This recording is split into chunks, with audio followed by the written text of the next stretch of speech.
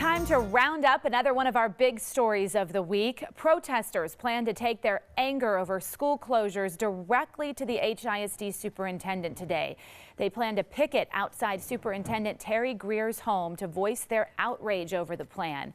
Earlier this month, the district announced 5 campuses could be closing their doors at the end of this school year. Last week, at the first in a series of community meetings, parents whose children go to the affected schools told the board closing the campuses would devastate their communities, and they blamed a lack of programs for students transferring to other schools. So should the district invest more money into these schools or allow them to close? That's what we're talking about this half hour, and we want to hear from you. We've already been getting a lot of opinions on this on our Fox 26 Facebook page. You can also send me a tweet at Sally Mack, Fox 26. So we want to turn now to our panel in our newsroom. We have Fox 26 legal analyst Chris Tritico, news analyst Mustafa Tamiz, and public policy analyst Jackie Bally. All right, good morning, guys. Good morning. This is certainly an emotional issue for these communities. You know, it really is. And in full disclosure, I'm the general counsel for the Houston Federation of Teachers, the largest teachers union in the Houston HISD. This is a very emotional issue, and I actually liken it back. You remember in the 80s when we had the base closing commission that was closing military bases all over the country, all over the world. And there was such an outrage over that, uproar about that because of the amount of money that you lose. And this is the same thing. These communities, we build our communities around these schools, and people move close to their schools. And so this is an emotional issue. Dr. Terry Grier yesterday, Mustafa Tamiz, there was an op-ed in the Chronicle where he said that the Houston Independent School District is down 20,000 students from its peak of 230,000 down to 210,000, and these decisions have to be made in the best interest of the school district as a whole, even though it may hurt individual communities. Well, I think schools are part of the community, so it has to be balanced, and we really have to figure out a way to take some of the rhetoric on both sides out of this issue so we can make smart decisions as a community.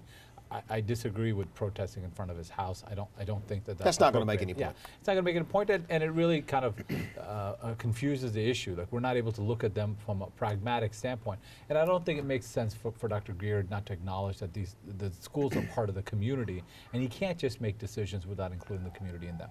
You know, if the protesters, the people protesting this are right, that the problem with these schools is they remove the Vanguard program from Yates High School. They remove programs from other schools.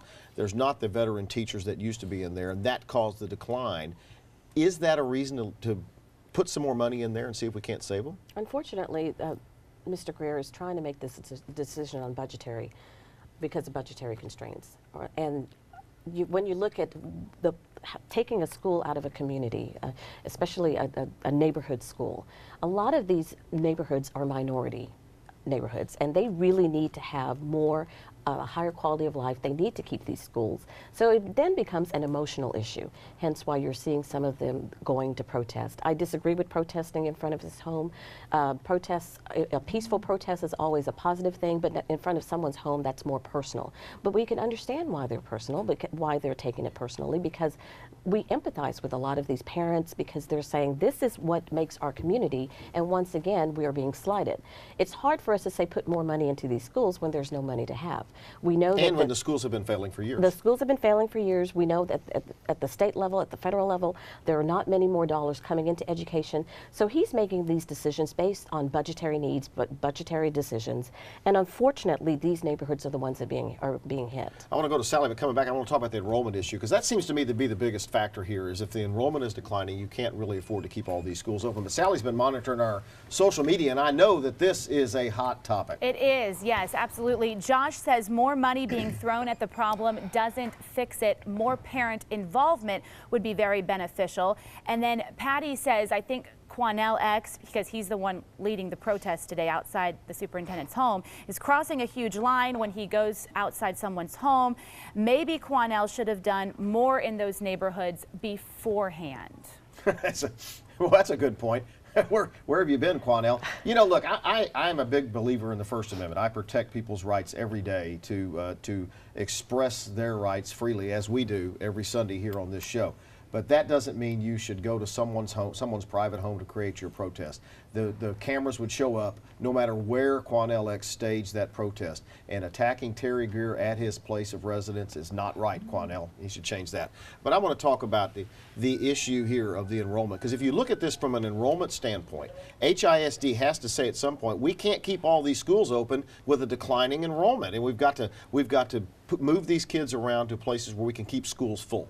Yeah, and HISD, recently got a bond authorization from taxpayers for $1.9 billion, so that a lot of new schools are being built, a lot of schools are being renovated.